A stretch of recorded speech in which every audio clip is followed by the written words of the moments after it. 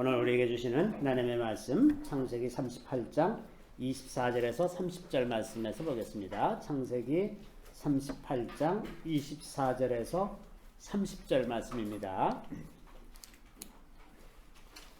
우리 다 같이 읽겠습니다. 석 달쯤 후에 어떤 사람이 유다에게 일러 말하되 내 며느리 다말이 행음하였고 그 행음함으로 말미암아 임신하였느니라. 유다가 이르되 그를 끌어내어 불사르라. 여인이 끌려나갈 때에 사람을 보내어 시아버지에게 이르되 이 물건은 인자로 말미암아 임신하였나이다. 청하건대 보소서 이 도장과 그 끈과 지팡이가 누구의 것이니까 한지라. 유다가 그것들을 알아보고 이르되 그는 나보다 옳도다. 내가 그를 내 아들 셀라에게 주지 아니하였음이로다 하고 다시는 그를 가까이 하지 아니하였더라.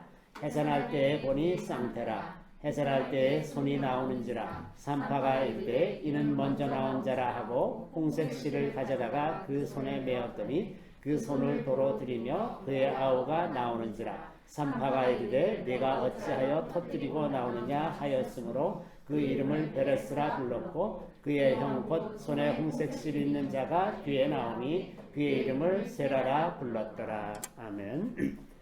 저는 오늘 이 말씀으로 유다와 다말이라는 제목으로 잠시 말씀을 나누고자 합니다. 야곱에게는 이제 12아들이 있었는데 그 12아들을 살펴보면 맨 처음에 이제 그 제일 먼저 결혼한 그 레아에게서 이제 6명의 아들이 나왔습니다. 그 여기 있는 숫자는 나온 순서, 출생 순서입니다. 레아에게서 이제 맨 처음에 루벤, 시므온, 레위, 유다 이 네 아들을 낳고 나서 그 다음에 이제 그 빌하가 저기 라헬이 자기는 임신을 못하는 것을 보고 자기 여종하고 동침해서 아들을 낳으라 하고 야곱에게 요구해서 야곱이 이제 그 라헬의 여종이었던 빌하하고 동침해서 단과 납달리 두 아들을 낳았습니다. 그랬다가 이제 다시 레아가 그러면 자기의 여종하고도 자라. 그래가지고 실바하고 동침해서 갓과 아셀이라는 두 아들을 낳게 되었고, 그러고 나서 다시 레아의 태가 열려서 이삭과 스불론을 낳고, 그다음에 마지막으로 이제 라헬에게서 요셉과 베냐민이 나왔죠. 그래서 요셉을 낳을 때 그 야곱의 나이가 91세라고 이제 지난번에 말씀드렸었죠. 자, 이렇게 이제 12아들을 낳았는데 이 그 성경의 스토리가 창세기의 스토리가 이 12아들에서 이제 그 마감이 되질 않습니까? 그래서 이 12아들이 12지파를 이루게 됐는데 이 성경에서 12이라고 하는 의미가 굉장히 중요한 뜻이 있습니다. 기본적으로 12이라고 하는 것은 통치와 권위, 모든 통치 다스림의 구조가 12로 되어 있습니다. 12지파가 되어 있고 예수님도 12사도를 세우시고 그 요한계시록에 묘사되고 있는 천국에는 그 12문이 있는데 12문에는 12지파의 이름이 있고 천국에 12기초석이 있는데 그 기초석은 다 12사도의 이름이 새겨져 있습니다. 그래서 이 이제 모든 다스림과 통치의 질서가 이 12를 기본으로 이제 이루어져 있는 것을 알 수가 있습니다.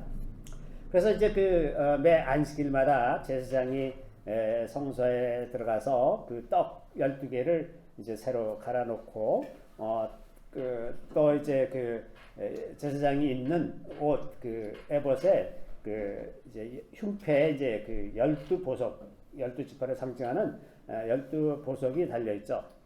그래서 이제 이게 12지파라고 하는 것이 이제 유대인들 이스라엘의 12지파만을 이야기하는 것 같은데 유대인들 중에는 이것의 개념을 상당히 확장하고 있습니다. 왜냐하면 만약에 이제 이것을 배타적으로 이스라엘의 12지파만을 이야기한다고 보면 그 천국이 이제 12문이 12지파의 이름으로만 돼 있다는 것은 이방인을 배제하는 것 같은 느낌을 주지 않았습니까? 근데 사실은 이제 그 12지파를 통해서 그 이방인을 그 안으로 다 포용하는 구조로 되어 있다고 보는 것이 맞습니다. 예를 들면 그 에브라임에 관해서 야곱이 이제 마지막에 그 창세기 마지막 부분에 그 예언하는 그런 장면이 있는데 그 에브라임이 많은 민족을 이루게 될 것이다 라는 이제 표현을 하는데 그게 이제 히브리어로 멜로하고임입니다. 많은 이방 민족을 이룬다는 뜻이에요. 그러니까 에브라임의 후손들이 다 그 이스라엘 족속이 아니라 거기서 많은 이방 족속이 나온다는 뜻이 됩니다. 멜로하고임이라는 뜻이. 그런데 이제 그 사도 바울이 로마서 11장에 보면 이방인의 수가 충만하기까지 이스라엘의 더러는 우둔하게 된 것이다 하는 이런 말을 하고 있는 게 있는데 그래서 이방인의 수가 차고 나면 다시 그 이스라엘을 하나님께서 구원하실 거다라고 하는 그 설명을 이제 바울이 하고 있는데 거기에 이방인의 수가 충만하기까지 그게 히브리어로 멜로하고임입니다. 그래서 그 에브라임에 대한 예언의 말씀이 결국은 다 이방인들을 이 성경 안으로 끌어들이는 그런 표현이라는 것을 우리가 짐작할 수가 있습니다. 그래서 이 12라이라고 하는 것이 어떤 그 이스라엘의 12족속에 대해서 배타적으로 갖는 의미가 있는 것이 아니라 모든 민족을 포함하는 그런 말씀이라는 것을 우리가 짐작할 수가 있습니다. 자, 이렇게 이제 창세기가 아브라함과 이삭, 야곱 그리고 요셉으로 이어지는 스토리가 이제 메인 줄거리인데 그 중에 이제 특별하게 유다에 관한 이야기가 오늘 본문이 있는 창세기 38장에 이렇게 삽입되어 있습니다. 이게 아주 독특하죠. 다른 형제들에 관해서는 그 이야기가 없는데 유독 유다에 대한 에피소드만 들어가 있는 거죠. 이제 한 가지 재미있는 것은 그 아브라함이나 이삭은 자기 자녀의 아내를 그 자기 동족에게서 얻으려고 했어요. 그래서 이삭도 이제 자기 그 동생의 딸 중에서 이제 얻었고 또 그 이삭도 야곱을 위해서 이제 바단 아람으로 가서 너 외삼촌의 딸하고 이제 결혼하도록 그렇게 바단 아람으로 보냈죠. 그래서 자기 동족에게서 아내를 얻었는데 이제 야곱에게 와서는 더 이상 그 동족을 고집하지 않았어요. 어쩌면 야곱이 외삼촌한테 갔다가 완전히 뒤어가지고 이거 이제 더 이상 뭐 그렇게 고집할 필요가 없겠다라고 생각했을지 모르겠어요. 어쨌든 더 이상 그렇게 고집하지 않고 이제 이방인에게서 그 주변에 있는 이방인에게서 이제 아내를 삼았는데 그 중에 유다가 이제 그 특히 유다의 행적이 그 주변에 사는 이방 사람들하고 잘 어울려 지냈던 것 같습니다. 그래서 이제 그 아둘람 사람 히라, 아둘람이라고 하는 장소는 이제 이스라엘의 서부에 그 평야지대가 있는데 그게 이제 역사의 무대죠. 많은 일들이 거기서 있었었는데 그 평야지대 아둘람 굴, 그 다윗이 숨기도 했던 그 아둘람 지역에 있는 사람 히라하고 이제 가까이 하면서 지냈는데 그때 이제 그 가나안 사람 후아의 딸과 결혼해서 세 아들을 낳았습니다. 그 유다의 세 아들이 에르, 오난, 셀라 이렇게 이제 돼 있는데 성경에서는 우리 새 번역 개정 개혁에서는 에르를 엘이라고 번역했어요. 엘, 오난, 셀라 이렇게 번역되어 있는데 이 엘이라기보다는 에르가 맞습니다. 이게 엘 발음이 아니라 R 발음입니다. 그래서 에르 엘 그러면 이제 하나님 이런 뜻인데 그런 뜻이 아니라 에르입니다. 에르 오난 셀라인데 셀라도 이게 이제 그냥 셀라가 아니라 쉘라입니다. 쉘라. 좀 정확하게 얘기하면 쉘라. 왜 제가 이걸 말씀드리냐면 이제 그 나중에 유다가 다말하고 다말하고 동침해서 쌍둥이를 낳았는데 그때 형의 이름이 세라라고 그랬잖아요. 세라. 셀라, 세라. 그러니까 비슷한 이름 같지만 이 세라, 그 쌍둥이를 낳은 그 세라는 히브리어에서는 째라입니다. 째라. 조금 다른데 이걸 조금 번역을 정확하게 했었더라면 더 명확하게 구분이 잘 됐을 텐데 그게 좀 아쉬움이 있습니다. 자, 이제 그 맨 처음에 그 유다가 이제 세 아들을 낳았고 또 그 유다가 장자 에르를 위해서 그 딥나 출신 다마르라고 하는 여인을 이제 며느리로 삼았어요. 그래서 이제 그 에르가 다말과 결혼을 했는데 이 에르라고 하는 큰아들이 상당히 좀 행실이 안 좋았던 것 같습니다. 그래서 하나님께서 그를 일찍 죽이셨어요. 그랬더니 이제 유다가 이제 참 마음이 아팠겠죠. 자기 아들이 죽으니까. 그래서 그 둘째 오난에게 너의 형수하고 동침을 해서 아들을 낳아서 너 형의 가업을 입게 해라. 이렇게 이제 요구를 했는데 이 에르가 그 동생하고도 아마 사이가 굉장히 안 좋았던 것 같아요. 그래서 이제 오난이 그 형에게 씨를 주는 것을 되게 싫어한 거예요. 그래서 이제 그 관계하다가 땅에 이제 설정하게 됐습니다. 그랬더니 이제 하나님께서 이것을 악하게 보시고 오난을 또 죽이셨어요. 이렇게 이제 땅에 설정하는 그거를 그 영어에서 오나니즘이라고 그러거든요. 그 오난이라고 하는 이름에서 나온 것입니다. 그 이 오난 그게 기원이 됐어요. 그러니까 이제 유다가 두 아들을 갑자기 잃고 나니까 정말 겁이 났죠. 이게 사람이 인생 살아가면서 가장 슬픈 일 중에 하나가 자식이 먼저 죽는 거죠. 이게 참 그 가슴에 묻는다고 그러지 않습니까? 이렇게 마음 아픈 일을 두 번씩이나 겪고 나니까 이제 큰일 날 것 같아요. 세 번째 이 쉘라까지 다 죽을까 하는 그런 염려가 되니까 이제 며느리 다말에게 내 친정으로 돌아가서 수절하면서 그 셋째 쉘라가 다 클 때까지 좀 기다려달라. 그러면서 이제 친정으로 보냈어요. 그 후에 이제 그 유다의 아내 그 수아의 딸이 죽고 난 다음에 그 다시 그 아둘람 사람 히라 이 사람하고 굉장히 친하게 지낸 것 같아요. 자기 양털을 깎는 사람한테 가기 위해서 딥나로 갔는데 그때 이제 그 아둘람 사람 히라와 함께 거기 올라갔다고 이제 기록하고 있습니다. 그랬더니 이제 그 딥나의 친정이 있었던 이 다말이 자기 시아버지가 딥나로 온다는 소식을 듣고 이제 그 과부의 옷을 벗고 그 다음에 이제 너울을 쓰고 단장을 하고 딥나 길곁 에나임이라는 그 문 곁에 앉아서 이제 시아버지가 지나가기를 기다리고 있었어요. 그랬더니 이제 시아버지가 아내도 죽었고 이제 장사하고 위로를 다 받은 다음에 그 거기를 지나가게 되니까 이제 거기에 창녀가 있는 것으로 오인을 해서 그 창녀를 이제 창녀하고 거래를 하죠. 거래해서 하룻밤 자는데 이제 얼마를 주겠느냐 그랬더니 염소 새끼 한 마리를 주겠다 이렇게 약조를 했습니다. 그런데 당장 이제 염소 새끼 있는 게 아니니까 세 가지 증표를 요구했는데 지팡이와 허리의 끈과 그다음에 도장 이 세 가지를 그럼 주라. 그러고서는 이제 나중에 그 증표를 받으면서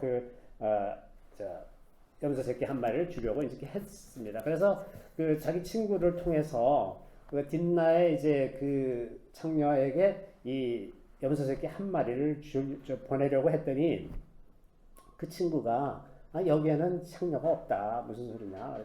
그래서 그러냐 없으면 그러면 네가 가져라. 그래서 이제 염소 새끼 한 마리를 주고 말았어요.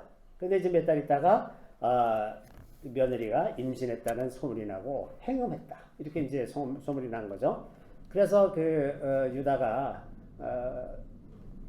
잡아서 끄집어내서 이제 돌로 쳐 죽여라 이제 그렇게 명령을 했는데 이 증표를 이제 내밀면서 이 사람 때문에 내가 임신했습니다 그랬죠. 그랬더니 그 이야기를 듣고 유다가 그는 나보다 못하다 이렇게 얘기합니다. 그는 나보다 못하다. 이제 이게 짜데카 민메니 이렇게 말을 하죠. 짜데카 민메니. 이게 이제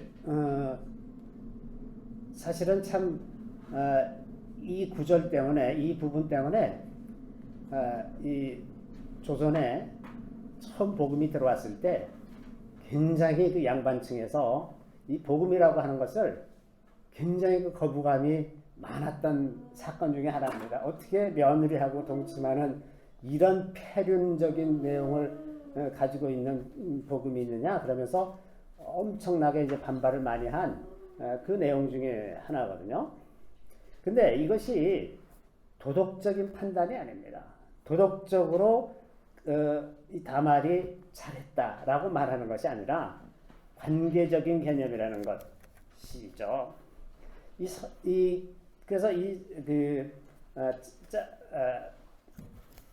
짜데카 민면이 할 때 이거의 그 이제 명사형 어원은 째다카가 되고 이제 형용사가 짜딕이 되는데 이 째다카라고 하는 것이 성경을 이해하는 가장 핵심적인 개념입니다.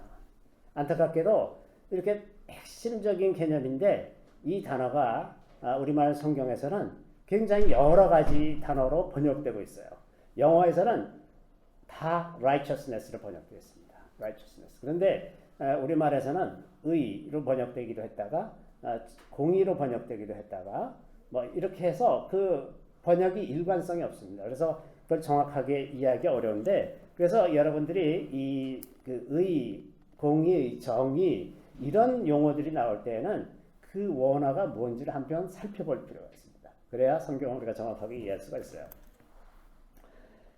자, 이 유다가 이 다말을 칭찬한 것은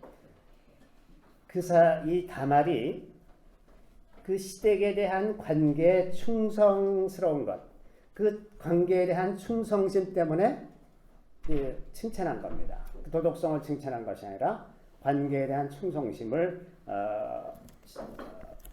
칭찬한 거죠. 그래서 이 에피소드는 성경이 말하는 그 째다카라는 개념을 이해하는 데 있어서 굉장히 크게 도움을 주는 에피소드입니다.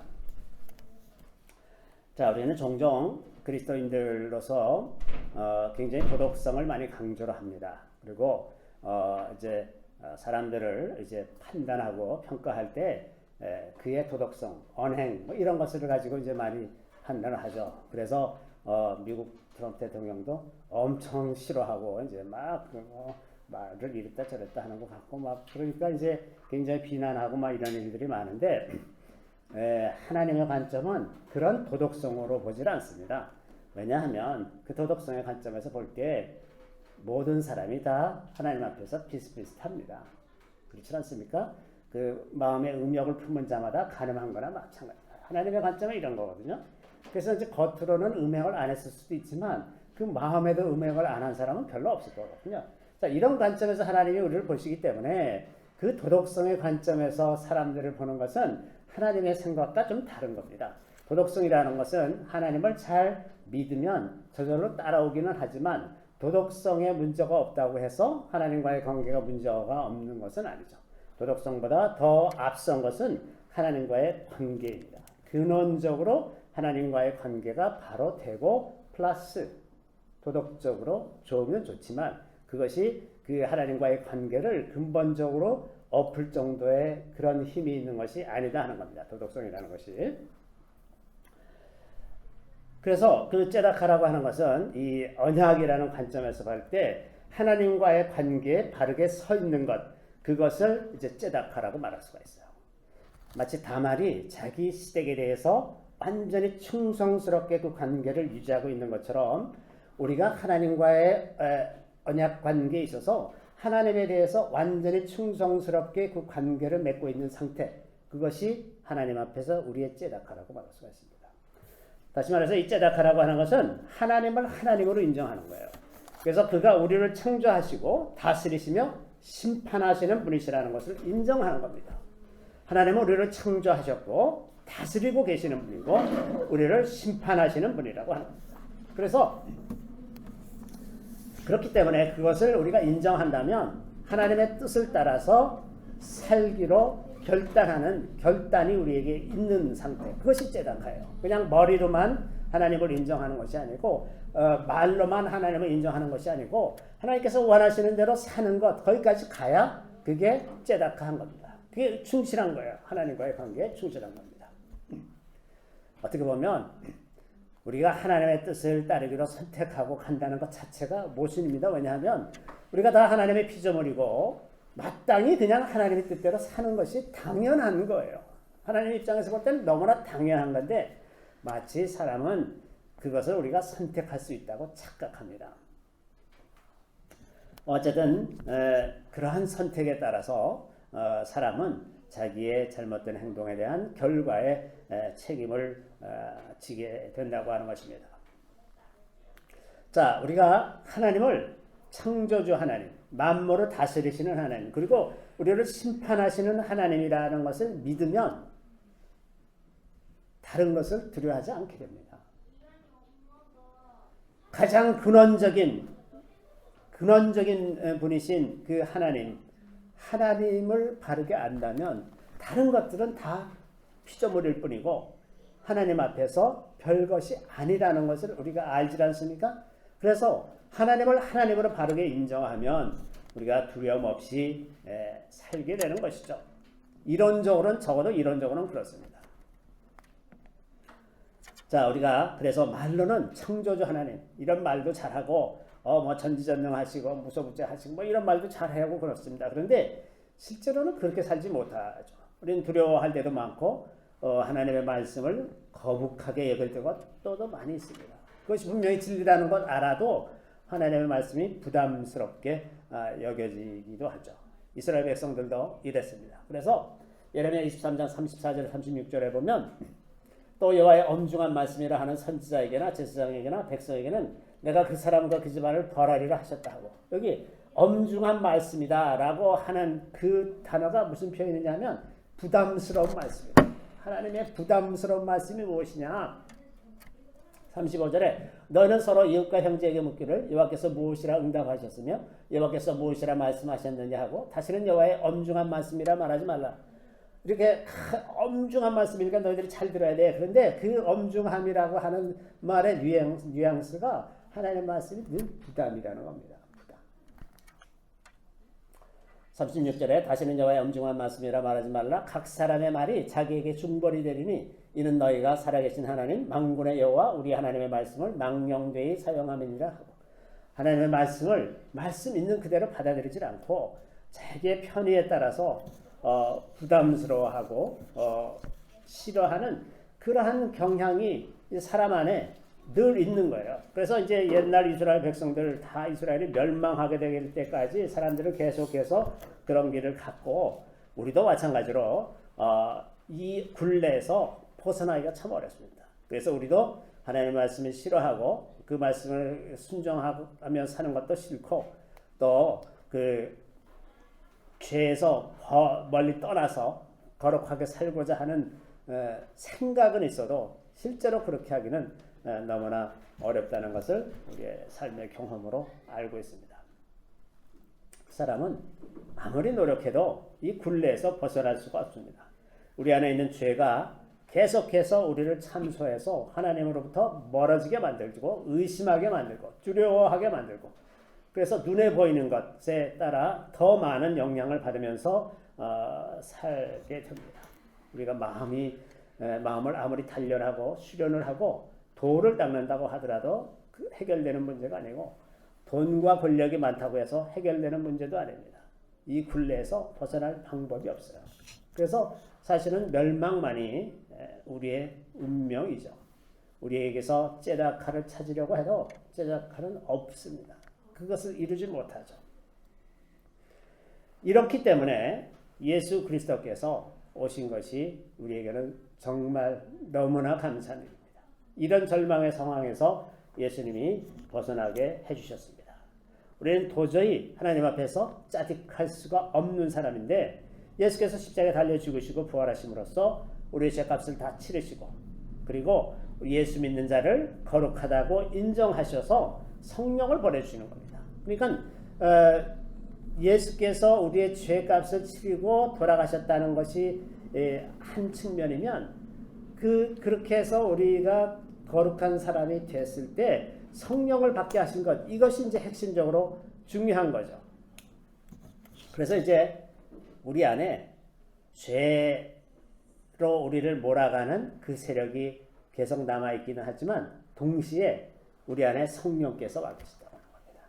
그래서 이제는 한쪽에서는 우리 안에 있는 죄가 나를 두렵게 만들고 의심하게 만들고 분노하게 만들고 좌절하게 만들고 우리를 불안하게 만들고 이런 여러 가지 악한 일들을 꾀하는 반면 한편 우리 안에 계신 성령께서 하나님의 뜻이 무엇인지, 하나님께서 원하시는 것이 무엇인지, 하나님께서 주시려고 하는 것이 무엇인지를 계속해서 알게 해주시는 거예요.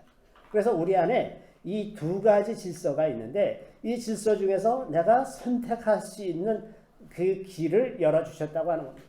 그전에는 우리 안에 죄의 그 권세밖에 없기 때문에 우리가 아무리 노력해도 거기서 벗어날 방법이 없는데 이제는 성령께서 우리 안에 계셔서 우리가 성령의 길이냐 이 악한 영들의 길이냐를 선택할 수 있는 기회가 생겼다고 하는 겁니다. 여기가 복음이에요. 이것이. 그래서 이제 이 예수께서 하신 그 새 언약의 본질은 이렇게 우리가 성령의 도우심으로 살아갈 수 있도록 하셨다고 하는 겁니다. 종종 우리가 오해하는 것은 성령으로 살면 모든 것이 형통할 것이다 라고 생각하는 것입니다. 우리가 성령 충만해서 살면 모든 것이 우리가 생각하는 방식으로 형통할 것이다. 뭐 막힘도 없고 장애도 없고 그냥 솔솔솔솔 풀리듯이 다 그렇게 될 것이다 라고 오해를 하는데 성경이 이야기하고 있는 것은 그것이 아니죠. 아무런 어려움이 없다고 하는 것이 아니라 하나님의 편을 선택할 수 있다는 것이고 그래서 하나님 앞에서는 그 관계가 형통하죠. 그래서 째다크가 됩니다.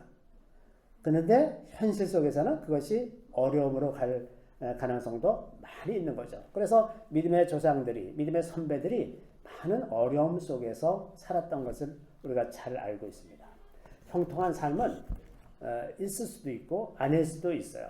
그러나 그 관계에 있어서 하나님과의 관계에 있어서는 성령을 따라가는 사람들이 그 째다카가 완성이 되는 삶을 살게 된다고 하는 것입니다. 예수님이 이런 말씀하시죠. 그런즉 너희는 먼저 그의 나라와 그의 의를 구하라. 그리하면 이 모든 것을 너희에게 더하시리라. 자, 이 말씀을 이제 우리가 너무나 잘 아는 말씀인데 이게 진짜 무슨 뜻이냐라고 계속 반복해서 물어요. 그래서 이제 한 번 물어보고서는 한 1년쯤 있다가 또 물어봐. 그걸 몇 년을 몇 번이나 이제 그렇게 하는 사람도 있어요. 근데 왜 이렇게 우리가 이해를 못하는가? 이제 그의 의를 구하라. 저것이 째다카입니다. 째다카. 그 의를 구하라는 게 뭐냐? 자, 그의 나라와 그의 의를 구하라 하는데 그의 나라를 구하라 그러면은 하나님의 다스림을 받으라 하는 거예요. 하나님의 다스림을 받으라. 그게 나라잖아요. 나라는 통치하는 겁니다. 하나님께서 우리를 통치하시는 것을 내가 받아들여야 돼요. 그러면 어떻게 해야 내가 하나님의 통치를 받아들입니까? 하나님 나라의 법을 지키는 거예요. 그렇죠? 하나님의 법을 지키는 것이 그의 나라를 구하는 겁니다. 그러면 법을 지킨다는 건 뭡니까? 다른 표현으로 하면 순종하는 거예요. 순종하면서 말씀에 순종하면서 사는 것이 그의 나라를 구하는 것이고 그의 의를 구하라. 하나님과 온전한 관계를 구하라고 하는 겁니다. 왜냐하면 그의 나라를 구하라 그럴 때 그 규정에 얽매여서 그 바리새인들이 그러는 것처럼 그 율법의 규정에 얽매여서 그것만 열심히 지키면 되는 것이 아니라 하나님과 충실한 관계, 하나님을 하나님으로 바로 알고 있는 인격적인 관계에 들어가 있어야 그게 째다크가 되는 거예요. 그러니까 그 나라를 구하는 것과 동시에 하나님과의 관계가 바르게 되도록 그 관계에 충성스럽게 되도록 그렇게 되는 것이 이제 복음의 본질입니다. 그래서 이것을 다른 표현으로 하면 이 나라와 의를 구하는 것은 예수 그리스도 안에서 성령의 도우심으로 순종과 사랑으로 사는 것입니다. 이것이 그의 나라와 그의 의를 구하는 것입니다. 그리하면 우리 일상에 필요한 모든 것은 다 더해 주시겠다고 하는 그런 약속이죠. 자, 그래서 이것을 조금 더 생각해 보면 우리가 어떻게 해서 하나님과 째다카한 관계에 들어가게 되는가? 결국은 예수 그리스도 때문에 그렇게 됐습니다. 그렇죠? 그런데 예수 그리스도라고 하는 이 존재가 하나님의 입장에서 봤을 때 하나님의 맨 처음에 이제 사람과 언약을 맺으실 때 그 사람이 지킬 수 없는 내용을 가지고 언약을 맺으신 것 같아요. 그렇지 않습니까? 실제로 이제 아브라함을 통해서 그리고 모세를 통해서 주신 말씀들을 이스라엘 백성들이 그대로 살려고 해보니까 안 된단 말이죠. 그러니까 율법으로 아무리 애를 써도 제다카에 이르지 못하는 겁니다. 그러면 하나님께서 사람이 그것을 못할 줄 뻔히 아시고 그런 말씀을 하시고 요구하셨다면, 그리고 그것으로 끝났다면, 하나님은 마치 인간을 심판할 명분을 쌓기 위해서 그런 지킬 수도 없는 규정을 다 주신 것이냐. 그것으로 끝날 뻔했는데 이제 사람이 그것을 도저히 지키지 못하니까 하나님께서 하신 방법이 자기의 목숨을 내놓는 거죠. 그러니까 하나님께서 가령 아브라함하고 언약을 맺으실 때 내가 너와 맺은 언약을 못 지키면 내 목숨이 끊어져도 좋다라고 하나님이 맹세하셨죠. 창세기 15장에 기록된 내용이죠.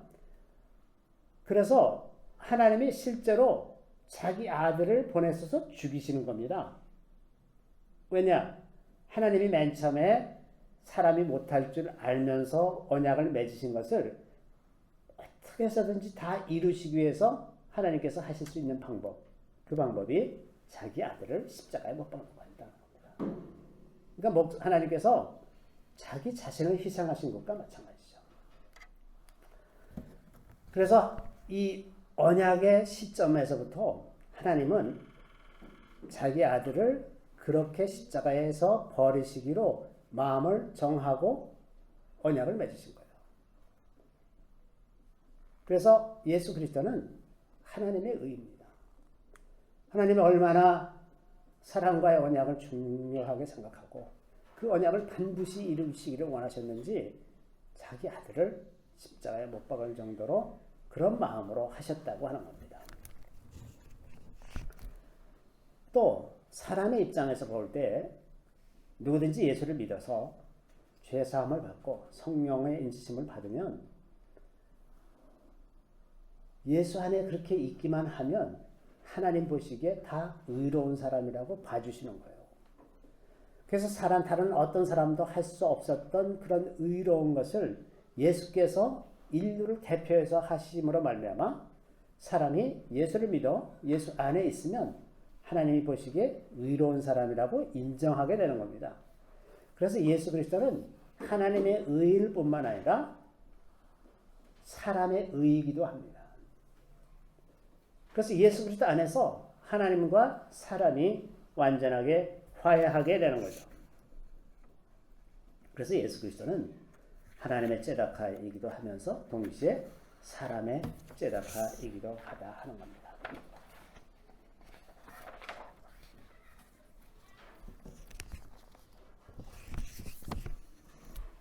자, 그래서 우리가 이제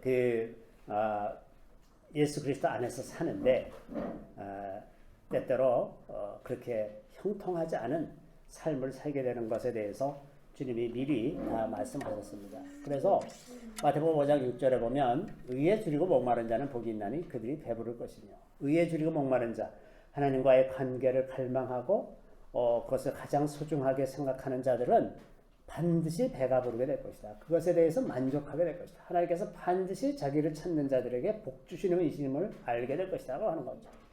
또 그 5장 10절에 보면, 마태복음 5장 10절에 보면 의를 위하여 박해를 받은 자는 복이 있나니 천국이 그들의 것이니라.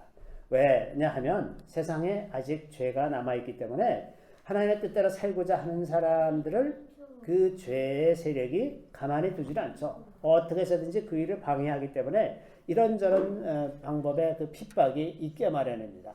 그래서 11절에 나로 말미암아 너희를 욕하고 박해하고 거짓으로 너희를 거슬러 모든 악한 말을 할 때에는 너희에게 복이 있나니 기뻐하고 즐거워하라. 하늘에서 너희의 상이 큼이라. 너희 전에 있던 선지자들도 이같이 박해하였느니라. 이것이 성령으로 살아가는 사람들의 그 현실 세계 속에서의 삶입니다. 그것은 박해가 있을 수가 있다고 하는 겁니다.